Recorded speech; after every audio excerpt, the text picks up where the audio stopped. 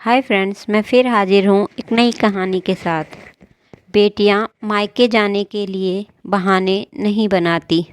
सविता गोयल जी। Mummy जी, वो मेरी माँ की तबीयत ठीक नहीं है। कह रही थी हो सके तो 2 दिन के लिए आ जा। फ़ोन रखने के बाद दिव्या ने उदास होते हुए अपनी सास से कहा।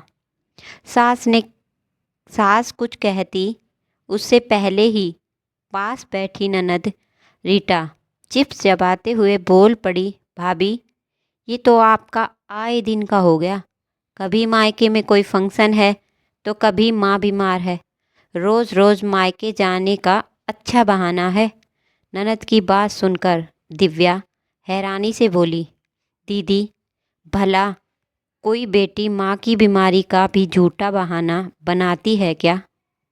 मैं तो यही चाहती हूँ कि मेरी माँ हमेशा स्वस्थ रहे, लेकिन हमारे चाहने से तो सब कुछ नहीं होता है ना। रहने दो भाभी, मैं सब समझती हूँ। अरे बीमारी तो डॉक्टर ठीक करता है। आप कोई डॉक्टर हैं क्या जो वहाँ जाकर उनका इलाज करेंगी? आप तो बस बोल देती हैं माँ बीमार है। ना वहाँ से कोई लेने आता है ना कोई छोड़ कर जाता है। सारा आने जाने का खर्चा और वक्त तो मेरे भैया का ही खराब होता है ना। ननद के तीखे तंज सुनकर दिव्या की आंखें छलक आई। भला वो माँ की बीमारी का बहाना क्यों बनाएगी? मन ही मन सोच रही थी, ये तो आपकी शादी के बाद ही पता चलेगा कि बेटियां मायके जाने के लिए बहाने बनाती हैं या नहीं। लेकिन ननद के मुंह ना लगते हुए दिव्या अपनी सासू माँ से बोली, मम्मी जी घर का तो काम हो गया है, मैं अकेले ही ऑटो लेकर चली जाऊंगी। इन्हें साथ जाने की ज़रूरत नहीं है और जल्दी आने की कोशिश करूंगी। दिव्या की सास ने उसे जाने के लिए कह दिया और दिव्या फटाफट अपने कमरे में कपड़े बदलने चली गई। दिव्या की सास स्वभाव से बहुत सीधी थी, लेकिन उनकी बेटी रीटा बिल्कुल अपनी दादी पर गई थी। रीटा शुरू से ही अपनी दादी के साथ रही थी, इसीलिए उनकी ही छाया बन गई थी। बात बात पर कलेश करना, अपनी बात को ऊपर रखना और बेवजह की रोक टोक करना, ये सब गुण उसमें आ गए थे। अपने भाई की शादी के 6 महीने बाद ही रीटा की सगाई हो गई थी। लड़के की 3 महीने की ट्रेनिंग बाकी थी, इसीलिए शादी का मुहूर्त 3 महीने बाद का निकला था। शादी तय होने के बाद तो रीटा का स्वभाव और ज़्यादा चढ़ गया था। उसे यही वहम रहता था कि उसकी शादी के बाद उसके मायके की नैया कैसे पार लगेगी। माँ तो बिल्कुल भोली भाली थी और कहीं भाई भी भाभी के हाथ की कठपुतली बन गया तो उसका राज कैसे चलेगा। भाभी के घर से निकलते ही रीटा अपनी माँ से बोली, माँ तुम बहुत भोली हो जो भाभी की बातों में आ जाती हो। अरे कोई सास ऐसे बहू को छूट नहीं देती। मैं तो चली जाऊंगी, बाद में ये तुम्हारे सर पर ही नाचेगी।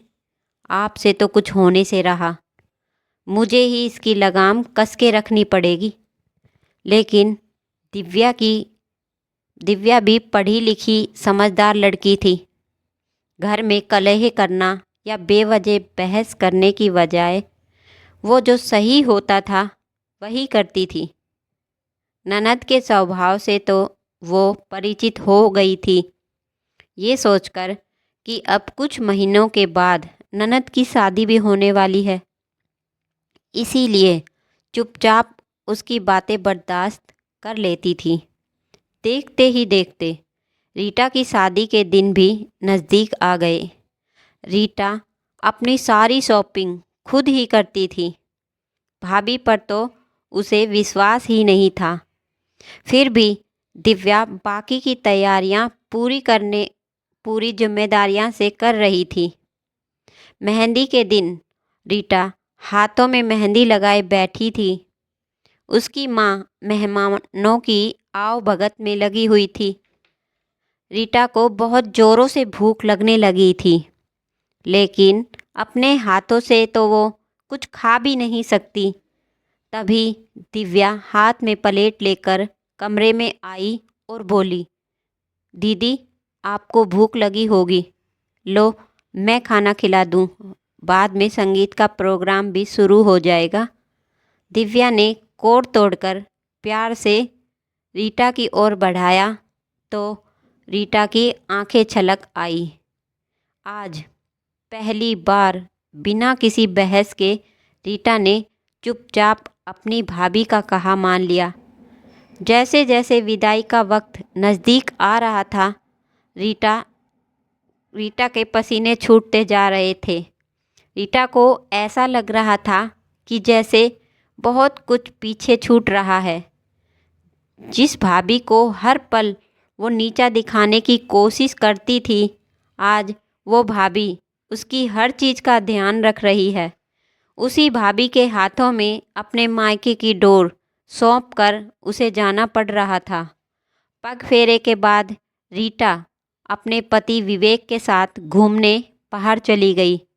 वहाँ उसके पति ने सबके लिए तोहफे लिए तो रीटा ने भी अपनी माँ के लिए एक गरम शॉल ले लिया। जब रीटा की सास ने तोहफे देखे तो उन्हें वो शॉल पसंद आ गया। रीटा ने अपने पति की तरफ देखा तो उसके इशारे से चुप रहने को कह दिया। रीटा मन मसोच कर रह गई।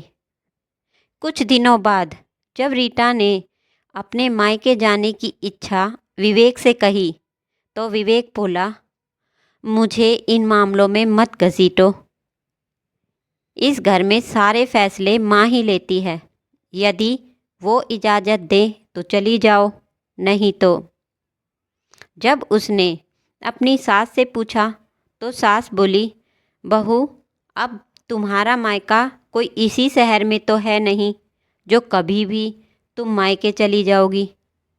हमारे घर में बहुएं साल में सिर्फ एक बार मायके जाती हैं, और वो भी जब भाई लेने आता है।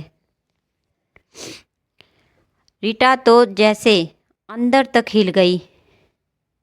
क्या अब अपनी माँ से मिलने के लिए भी उसे सबसे इजाज़त लेनी पड़ेगी?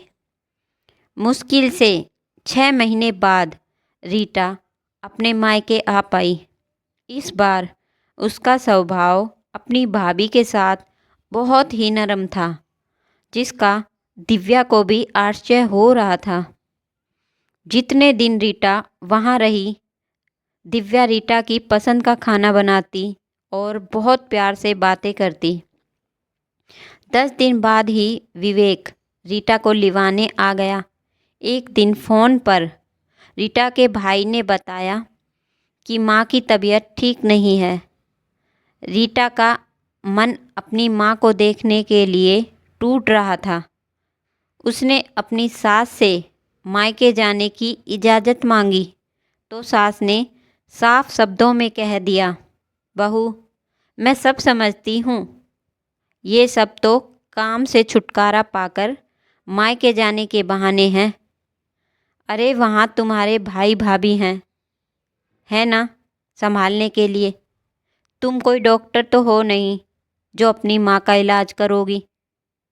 ये सुनकर रीटा की आंखें छलक आई।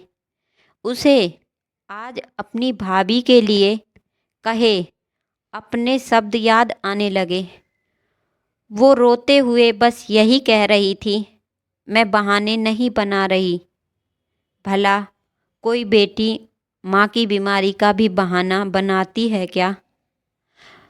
बहुत कहने पर विवेक उसे लेकर चला तो गया, लेकिन इस शर्त पर कि आगे से कोई लेने आएगा तभी मायके जाना। इस बार वो अपनी भाभी के गले लगकर बहुत रोई। भाभी, आप ठीक कहती थी, बेटियां मायके जाने के लिए बहाने नहीं बनाती।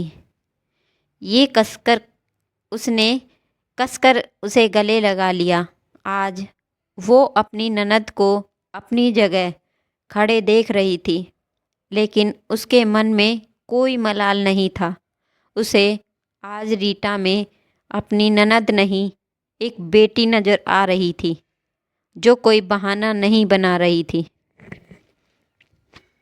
आज की कहानी आपको कैसी लगी, हमें कमेंट करके ज़रूर बताएं। अगर कहानी अच्छी